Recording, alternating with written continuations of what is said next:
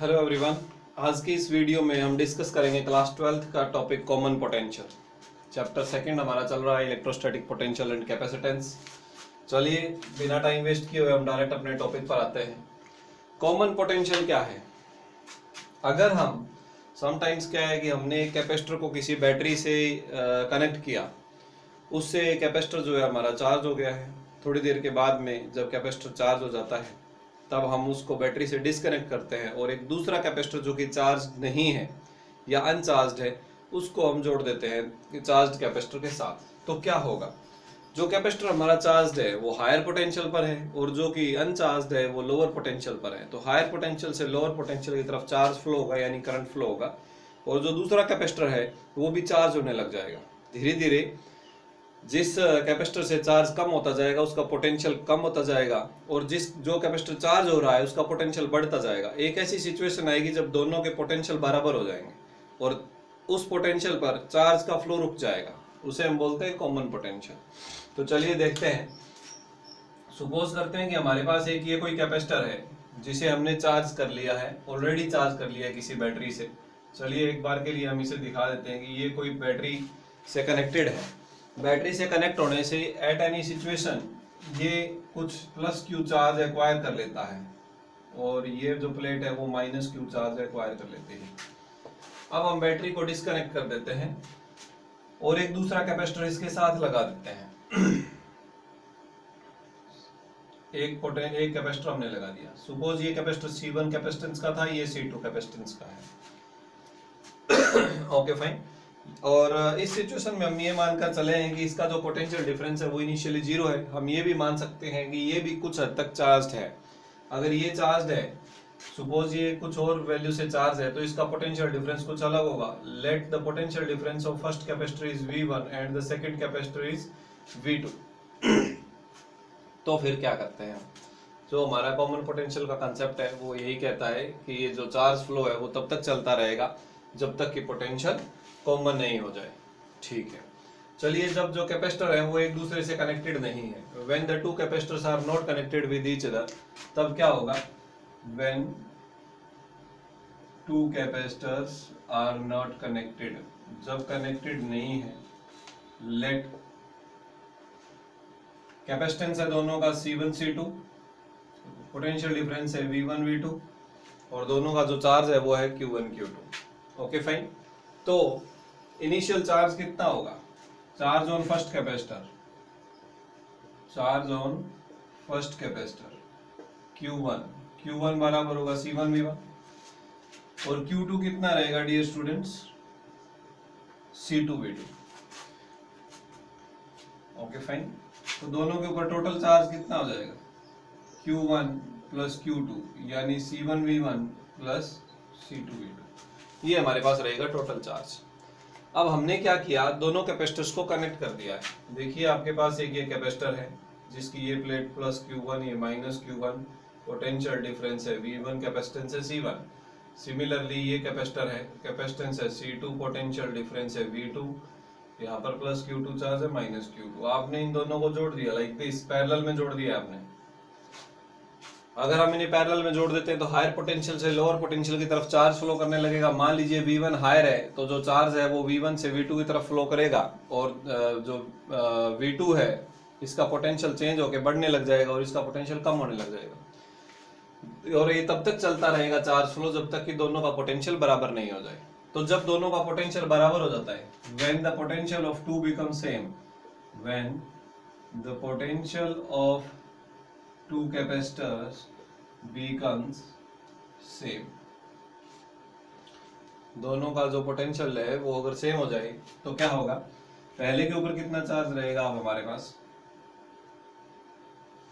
Q1 dash is equal to C1 into V। मान लीजिए दोनों का पोटेंशियल V हो गया है तो C1 इंटू V। देखिए कैपेसिटेंस इससे चेंज नहीं होगा। कैपेसिटेंस हम एरिया से डिस्टेंस बिटवीन द प्लेट्स को चेंज करके या मीडियम बिटवीन द प्लेट्स को चेंज करके चेंज कर सकते हैं। दोनों का कैपेसिटेंस वही रहेगा, पोटेंशियल चेंज होगा। पोटेंशियल चेंज हो गया तो चार्ज भी चेंज हो गया और दूसरे का चार्ज कितना होगा? Q2 डैश बराबर होगा C2V। V जो है वो दोनों का कॉमन पोटेंशियल है। अब टोटल चार्ज कितना रहेगा? टोटल चार्ज दोनों पर मिलाएंगे अगर हम, तो what will be total charge, Q dash कह लीजिए, Q1 dash plus Q2 dash, यानी C1V प्लस C2। अब देखिए, हमने चार्ज ना ही तो नया क्रिएट किया है, ना ही कहीं हमने दूसरी जगह लेकर गए हैं, सिर्फ एक कैपेसिटर से दूसरे कैपेसिटर पर ट्रांसफर हुआ, यानी ये हमारा सिस्टम है। अगर ये हमारा सिस्टम है तो ये सिस्टम कंजर्वेशन ऑफ चार्ज को फॉलो करेगा, यानी टोटल चार्ज जो है वो कंजर्व रहेगा। तो from conservation of charge, from conservation of charge, Q should be equal to Q dash. Q और Q डैश जो है वो दोनों एक दूसरे के बराबर होने चाहिए। Q की वैल्यू है हमारे पास C1V1 प्लस C2V2 और Q डैश की वैल्यू है C1 plus C2 whole multiplied by V, यहाँ से V हमने कॉमन ले लिया। तो अब हमें V निकालना है, तो V बराबर क्या आ जाएगा, C1V1 plus C2V2 divided by C1 plus C2। तो ये हमारे पास फार्मूला आ गया डियर स्टूडेंट्स कॉमन पोटेंशियल का। This is the formula of common potential. Okay fine, चलिए अब ये नया पोटेंशियल हो गया जब हमने दो कैपेसिटर्स को जोड़ा। फाइन, अब हम बात करते हैं एनर्जी की। एनर्जी का क्या होगा, जैसे यहाँ पर चार्ज कंजर्व रहा, क्या एनर्जी भी कंजर्व रहेगी? नो, एनर्जी कंजर्व नहीं रहेगी, क्योंकि जो चार्ज फ्लो हो रहा है सर्किट में, उससे जो करंट फ्लो होगा, करंट से हीटिंग इफेक्ट की वजह से हीट प्रोड्यूस होगी और वो जो हीट है वो सराउंडिंग में चली जाएगी, जिससे कि एनर्जी का लॉस होगा। तो एनर्जी का लॉस कितना होगा हम उसकी भी बात कर लेते हैं। What will be the loss of energy? Loss of energy, sometimes it is also called loss of energy on sharing charges. Charges को शेयर करने से कितना लॉस हो रहा है। देखिए, सबसे पहले दोनों कैपेसिटर की अलग अलग अगर हम एनर्जी की बात करें तो U1 कितना था, हाफ C1V1 स्क्वायर, पहले कैपेसिटर की एनर्जी। दूसरे की एनर्जी U2 बराबर हाफ C2V2 स्क्वायर। ये फार्मूला हम कल स्टडी कर चुके हैं। ये है before sharing, before sharing charges, charge को शेयर करने से पहले दोनों की एनर्जी। और आफ्टर शेयरिंग कितनी एनर्जी होगी? After sharing energy of two capacitors, energy of two capacitors, U1 dash बराबर हो जाएगा हाफ C1V स्क्वायर और U2 डैश हो जाएगा half C2V square. Okay fine, तो अब हम इनिशियल एनर्जी में से फाइनल एनर्जी को माइनस कर देंगे, तो वो हमारे पास आ जाएगा लॉस ऑफ एनर्जी। ये हमें पता है कि लॉस हो रहा है, तो लॉस ऑफ एनर्जी कितना हो जाएगा, loss of energy delta U बराबर इनिशियल एनर्जी का सम, ये तो इनिशियल एनर्जी हो गया, माइनस ये हमारे पास हो गया फाइनल एनर्जी। तो इनिशियल एनर्जी हो गया half C1V1 square plus half C2V2 square minus, इन दोनों को जोड़ेंगे तो half of V square common आ जाएगा, ये आ जाएगा half C1 plus C2 into V square. अब ये V की जो वैल्यू है वो यहाँ पुट कर दें। जब इसकी वैल्यू यहाँ पुट करेंगे, स्क्वायर है ये, तो C1V1 प्लस C2V2 इसका square divided by C1 plus C2 का स्क्वायर। ओके फाइन, अब हम C1 प्लस C2 का ये जो स्क्वायर है, इससे ये एक पावर कैंसिल हो जाएगी और नेक्स्ट स्टेप में आप लिख देंगे कि यहाँ एक पावर बच गई और ये कैंसिल हो गया, यहाँ बचा सिर्फ हाफ। अब हम ले लेंगे एलसीएम, एलसीएम लेके इसे सॉल्व करेंगे, तो जब हम इसे एलसीएम लेंगे तो ये आ जाएगा C1 प्लस C2, हाफ सारे में से कॉमन ले लो, ये नीचे 2 आ गया, तो ऊपर क्या बचा, C1V1 square, C1V1 square into C1 plus C2, ये फैक्टर इन दोनों के नीचे नहीं है तो मल्टीप्लाई हो जाएगा, plus C2V2 square into C1 plus C2 minus इसका स्क्वायर ओपन कर देंगे, C1 square V1 square plus C2 square V2 square plus 2C1 C2 V1 V2, ये आ गया। अब आप इन दोनों की मल्टीप्लाई कीजिए। देखिए, जब हम इसकी मल्टीप्लाई करेंगे तो ये क्या आ जाएगा, इसको इससे मल्टीप्लाई करेंगे, C1 square V1 square plus, जब इन दोनों की मल्टीप्लाई करेंगे आ जाएगा C1 C2 V1 स्क्वायर। चलिए मैं इसे हटा देता हूँ, ऊपर वाला फैक्टर आ गया। अब इसको मल्टीप्लाई करें C1 से, तो इसको जब C1 से मल्टीप्लाई करेंगे तो ये आ गया C1 C2 V2 स्क्वायर, और जब इससे करेंगे तो ये आ जाएगा C2 स्क्वायर V2 स्क्वायर। चलिए इसको भी हटा देते हैं। अब ये माइनस माइनस, और जब ये ब्रैकेट ओपन करेंगे तो अंदर के सारे साइन चेंज हो जाएंगे, ये भी माइनस हो जाएगा, ये भी माइनस हो जाएगा। अब देखिए C1, अब C1 V1 square minus C1 V1 square, C2 V2 square minus C2 V2 square, ये हो जाएंगे कैंसिल। अब हमारे पास क्या बचा, यहाँ पर C1 C2 है, यहाँ भी C1 C2 है और यहाँ भी C1 C2 है, ये कॉमन ले लेंगे। तो हमारे पास जो कॉमन आ जाएगा, इस डायग्राम को मैं यहाँ से हटा रहा हूँ, क्या कॉमन आ रहा है, C1 C2। अब अंदर क्या बचा, V1 square plus V2 square minus, this is minus 2 V1 V2, fine, divided by 2 C1 plus C2। तो ये लॉस ऑफ एनर्जी है। लॉस ऑफ एनर्जी का हमारे पास फार्मूला आया C1 C2 divided 1/2 of C1 C2 by C1 plus C2 into V1 minus V2 का whole square. तो ये फार्मूला है लॉस ऑफ एनर्जी का, इतनी एनर्जी लॉस हो जाएगी। ठीक है जी, इट्स ओके। चलिए अब इसमें कई बार एक स्पेशल केस भी आ जाता है। उस स्पेशल केस में क्या रहता है कि अगर दोनों कैपेसिटर जिनको हम जोड़ रहे हैं अगर उनका कैपेसिटेंस बराबर हो, if C1 equal to C2 हो, तो लॉस ऑफ एनर्जी कितना आ जाएगा हमारे पास, डेल्टा U। यहाँ पर आ जाएगा half of C1 square divided by 2C1। तो ये C1 से C1 कैंसिल हो जाएगा, V1 माइनस V2 का स्क्वायर। तो डेल्टा U बराबर आ जाएगा 1/4 V1 माइनस V2 का स्क्वायर। तो इस प्रकार से आप अलग अलग केसेस यहाँ स्टडी कर सकते हैं।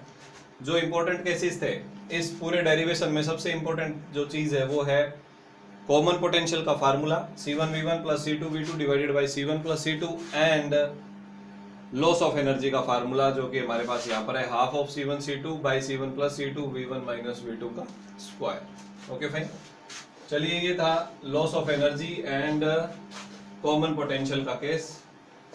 अभी इसी पर बेस्ड हम एक दो न्यूमेरिकल डिस्कस कर लेते हैं, साथ ही में हमारा ये जो वीडियो वो न्यूमेरिकल वीडियो भी रहेगा, numerical video part 4 of this chapter.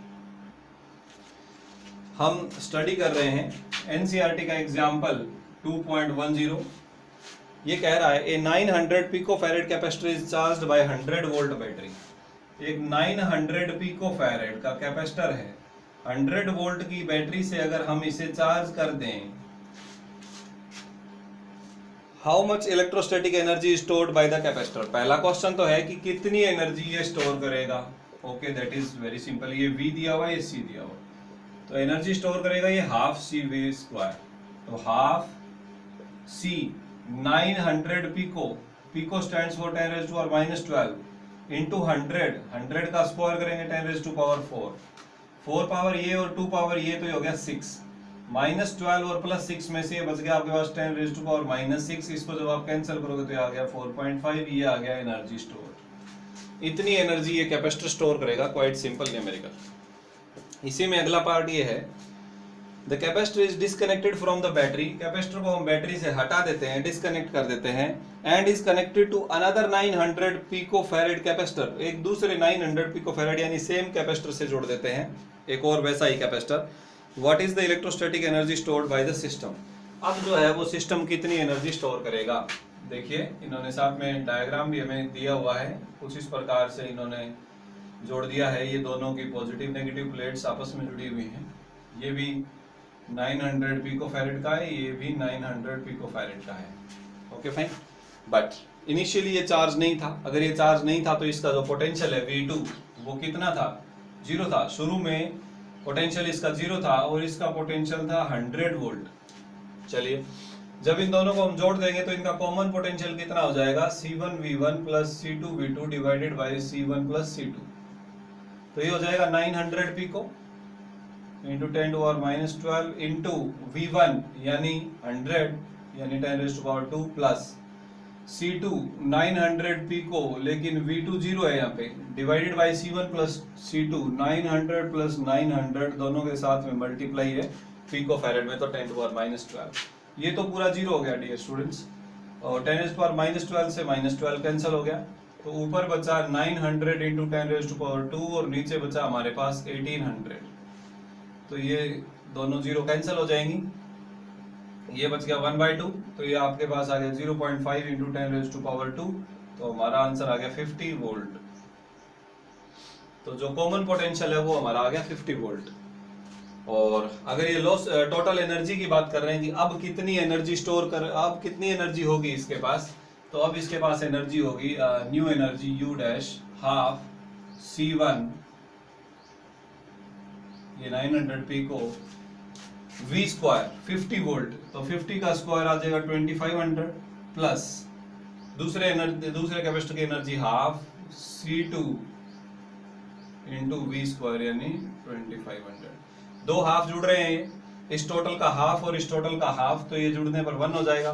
इसका मतलब हमारे पास टोटल आ गया 900 इंटू 10⁻⁻12 इंटू 2500। तो देखिए डियर स्टूडेंट्स, पहले जीरोस को सोल्व करते हैं। 1 2 3 4 4 पावर इसमें से माइनस हो जाएंगी, तो ये 10⁻⁻8 बचेगा।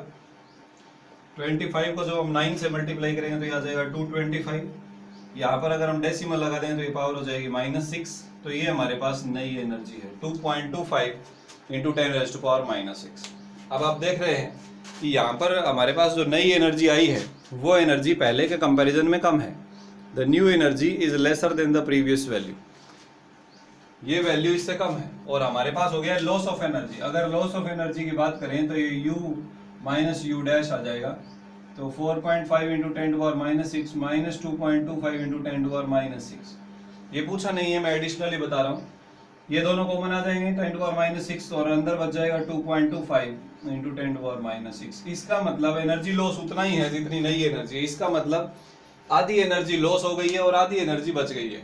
एनर्जी लॉस क्यों हुई वो मैं ऑलरेडी डिस्कस कर चुका हूँ इसी वीडियो में स्टार्टिंग में। तो ओके डियर स्टूडेंट्स, बढ़ते हैं नेक्स्ट न्यूमेरिकल की तरफ। देखिए न्यूमेरिकल नंबर 2.11 एक्सरसाइज का जो न्यूमेरिकल 11 है, ए 600 picofarad capacitor is charged bye 200 volt supply. पिछले न्यूमेरिकल के जैसा ही है, उसमें 900 पिकोफैरेड का कैपेसिटर था, 100 वोल्ट की सप्लाई थी। अब 600 का कैपेसिटर है, 200 वोल्ट की सप्लाई है। फिर उसे हम डिसकनेक्ट कर देते हैं और दूसरा 600 पिकोफैरेड का कैपेसिटर उसके साथ जोड़ देते हैं। How much electrostatic energy is lost in the process, कितनी एनर्जी लॉस होगी, आधी एनर्जी लॉस हो जाएगी। Very simple. जो न्यूमेरिकल हमने अभी अभी 900 पिकोफैरेड और 100 वोल्ट के साथ किया है, बिल्कुल ठीक वैसा ही न्यूमेरिकल है। मुझे उम्मीद है कि आप बच्चे इसे कर पाएंगे। चलिए अब हम बढ़ते हैं क्वेश्चन नंबर 2.12 की तरफ। एडिशनल एक्सरसाइज में a charge of 8 milli coulomb is located at the origin. Origin के ऊपर 8 मिली कूलम का एक चार्ज रखा हुआ है। वर्क डन कैलकुलेट करें। एक स्मॉल चार्ज है -2 इंटू 10⁻⁹ कूलम, जिसको एक जगह से दूसरी जगह ले जा रहे हैं। चलिए बात करते हैं।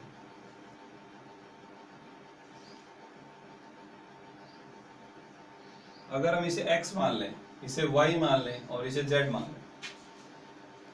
8 मिली कूलम का एक चार्ज यहाँ पर रखा हुआ है ओरिजिन पर, और एक दूसरा चार्ज है -2 इंटू 10⁻⁹ कूलम। ये हमारा टेस्ट चार्ज हो गया, जिसे हम टेस्ट चार्ज ले रहे हैं। इसको आप ले जा रहे हैं 003 यानी z एक्सिस के ऊपर 3। चलो इसे, इस लोकेशन को मैं 3 मान लेता हूँ, तो यहाँ x भी 0 है, y भी 0 है, z 3 है। 003 से लेकर 040 पर आप ले जा रहे हैं। 040 का मतलब हुआ x और z 0 और y 4 हम यहाँ मान लेते हैं। ये हो गया 040। आप इस चार्ज को, ये जो चार्ज है Q0, ये यहाँ पर रखा हुआ है और आप इसको यहाँ से यहाँ ले जा रहे हैं वाया ए पॉइंट 069। मान लीजिए कि ये y में 6 कुछ यहाँ पर हो जाएगा, जैसे ये 4 है तो ये 5 6 मान लिया हमने, और ये 9 वहाँ कहीं होगा, तो इस प्रकार से लाइक दिस यहाँ मान लेते हैं। चलिए ये पॉइंट मैं 069 मान लेता हूँ बोर्ड पे। तो आपने क्या करना है, ये जो Q0 चार्ज है इसको पहले आप यहाँ लेकर गए, फिर आप यहाँ लेकर आए। अब आपको बताना है वर्क डन। अब आपको क्या कैलकुलेट करना है, वर्क डन। देखिए बड़ा ही सिंपल है डियर स्टूडेंट्स। हम जो फोर्सेस की बात कर रहे हैं, इलेक्ट्रोमैग्नेटिक फोर्सेस हैं, और इनके द्वारा किया गया जो वर्क डन है वो पाथ पर डिपेंड नहीं करता, सिर्फ इनिशियल और फाइनल पोजीशन पर डिपेंड करता है। तो हम चाहते हैं एक लोकेशन से दूसरे लोकेशन तक ले जाने में किया गया वर्क डन। ये पॉइंट ए है, ये बी है, तो हमें कैलकुलेट करना है work done from A to B. Formula है test charge into potential difference between A and B. Test charge को अगर दोनों पॉइंट्स के पोटेंशियल डिफरेंस से हम मल्टीप्लाई कर दें तो वर्क डन आ जाएगा। तो पोटेंशियल डिफरेंस पहले हमें निकालना पड़ेगा। इसका पोटेंशियल निकालेंगे, इसका पोटेंशियल निकालेंगे। अब पोटेंशियल कौन से चार्ज का है, 8 मिली कूलम चार्ज का है। तो चलिए पॉइंट ए पर कितना पोटेंशियल है, फार्मूला होता है के क्यू बाय आर। तो के की वैल्यू 9 इंटू 10⁻⁹ क्यू है 8 मिली, मिली की जगह 10⁻³ डिवाइडेड बाय डिस्टेंस है 3 सेंटीमीटर, तो सेंटीमीटर का बना लिया हमने मीटर। तो ये आपका कैंसिल हो गया 3 पर, 3 एंड 8 ये हो गया 24 इंटू 10⁻⁴, ये ऊपर जाके प्लस हो गया 9 इंटू 11, 11 में से 3 गया 8, इतना वोल्ट। तो ये आप लिख सकते हैं 2.4 इंटू 10⁻⁹ वोल्ट हमारे पास ए का पोटेंशियल आ गया। इसी प्रकार बी का कितना पोटेंशियल होगा, के क्यू, चार्ज तो वही है 8 मिली डिवाइडेड बाय डिस्टेंस 4 सेंटीमीटर है इस बार। अब ये कैंसिल हो गया, 9 को 2 से मल्टीप्लाई किया 18, ये 2 ऊपर जाके 11 हो गई, पावर 11 में से 3 माइनस हो गई 8, ये आ गया 1.8 इंटू 10⁻⁹ वोल्ट। तो ये बी का पोटेंशियल आ गया। ए में से बी का पोटेंशियल माइनस कर दीजिए तो वी ए बी कितना आ जाएगा, 2.4 माइनस 1.8, दोनों का 10⁻⁹ कॉमन आ जाएगा। और टेस्ट चार्ज कितना है, 2 इंटू 10⁻⁻⁹, तो ये आपके पास वर्क डन आ जाएगा। ये आ गया 0.6 इंटू 2 इंटू 10⁻⁹ और -9 कैंसिल हो जाएंगे, तो ये आपके पास 1.2 जूल्स वर्क डन आ गया ए से बी तक जाने में। That is quite simple, fine. तो यहाँ पर हम एक नेगेटिव चार्ज को ले जा रहे थे। नेगेटिव चार्ज को ले जाने का मतलब है कि आप अट्रैक्शन फोर्सेस के अगेंस्ट में काम कर रहे हैं, तो यही नेगेटिव चार्ज का मीनिंग है। आप चाहें तो यहाँ पर माइनस भी इंक्लूड कर सकते हैं। तो एक्चुअली इस क्वेश्चन में प्रॉब्लम बच्चों के लिए बनता है ये वाला पॉइंट, तो इस पॉइंट का यहाँ पर कोई मीनिंग नहीं है, ये मीनिंगलेस है, क्योंकि हम यहाँ इलेक्ट्रोमैग्नेटिक फोर्सेज हैं। जब भी इलेक्ट्रोमैग्नेटिक फोर्सेज और ग्रेविटेशनल फोर्सेज की बात होती है, इन दोनों ही केस में वर्क डन जब कैलकुलेट करना हो तो ध्यान रखें सिर्फ इनिशियल और फाइनल पॉइंट्स, इन दो से ही हम वर्क डन कैलकुलेट कर सकते हैं। तो ये था हमारे पास क्वेश्चन नंबर 12। चलिए बात करते हैं क्वेश्चन नंबर 13 की। A cube of side b has a charge q at each of its vertices. हमें एक क्यूब दिया हुआ है जिसकी साइड है बी और इसके हर एक वर्टिसेस के ऊपर एक चार्ज क्यू रखा हुआ है। वेरी सिंपल, मैं सभी पर नहीं बना रहा हूं लाइक दिस, चलिए बना ही देते हैं। सभी के ऊपर क्यू चार्ज रखा हुआ है और ये जो क्यूब है इसकी जो साइड है वो है बी। फाइन, ये बोल रहे हैं कि इस क्यूब का जो सेंटर है वहां पर क्या बताइए, पोटेंशियल बताइए शायद। Determine the potential and electric field due to this charge array. Potential और इलेक्ट्रिक फील्ड कैलकुलेट करना है सेंटर पर। चलिए first of all electric field तो यहाँ पर होगा 0। क्यों 0 होगा, देखिए जो क्यूब है उसका ये जो कॉर्नर है, इस कॉर्नर का इलेक्ट्रिक फील्ड इस तरफ होगा क्योंकि ये पॉजिटिव चार्ज है, और इसका जो ऑपोजिट कॉर्नर है उसका इलेक्ट्रिक फील्ड दूसरी तरफ होगा। यानी दोनों फील्ड एक दूसरे के इक्वल एंड ऑपोजिट है। क्यों इक्वल है, क्योंकि दोनों चार्ज बराबर हैं और दोनों चार्ज से सेंटर का डिस्टेंस बराबर है, इसलिए दोनों का इलेक्ट्रिक फील्ड 0 होगा। इसी प्रकार टोटल 4 पेयर बनेंगे ऑपोजिट चार्जेस के। आप अपने रूम को समझ सकते हैं, आप अपने रूम को एक क्यूब मान लीजिए और उसका हर एक कोना जो है उसके ऊपर एक चार्ज मान लीजिए। तो ये जो कॉर्नर है इधर के कॉर्नर में और उसका ऑपोजिट जो कॉर्नर है, इन दोनों कॉर्नर पर जो चार्जेस रखे हुए हैं वो सेंटर के ऊपर इलेक्ट्रिक फील्ड 0 बनाएंगे। तो टोटल 4 पेयर बनेंगे और वो टोटल चारों पेयर इलेक्ट्रिक फील्ड को बना देंगे 0। तो हमारे पास इलेक्ट्रिक फील्ड का आंसर यहाँ पर आ जाएगा 0। बात करते हैं पोटेंशियल की। पोटेंशियल जुड़ जाएगा क्योंकि पोटेंशियल एक स्केलर क्वांटिटी है। यहाँ पर जो टोटल पोटेंशियल होगा, पोटेंशियल एट सेंटर, वो होगा 8 इंटू के क्यू डिवाइडेड बाई डिस्टेंस। क्योंकि 8 चार्जेस हैं, हर एक चार्ज का पोटेंशियल बराबर है, इसलिए 8 गुना में पोटेंशियल ड्यू टू 1 चार्ज। किसी एक चार्ज का पोटेंशियल निकाल लेंगे, उसको 8 से गुणा कर देंगे, पोटेंशियल आ जाएगा। अब ये हमारे पास प्रॉब्लम क्या है, चार्ज भी है, के भी है, चाहिए सिर्फ डिस्टेंस। तो ये डिस्टेंस चाहिए। It is quite simple. देखिए बच्चों, सबसे पहले ये जो नीचे वाला फेस है इसकी बात करते हैं। ये क्या है, एक स्क्वायर है। एक स्क्वायर है जिसकी ये जो दोनों साइड है वो बी और बी है।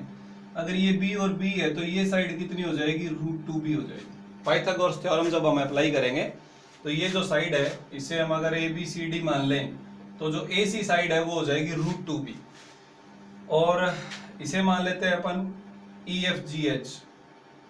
तो ये जो GC साइड है, अब हमारे पास ये हो गया GC और ये हो गया AC, और ये फिर से एक पाइथागोरस थ्योरम बन जाती है। AC जो है वो हमारे पास है √2b और GC जो है वो है b। अब इनका आप आंसर कैलकुलेट कर लीजिए।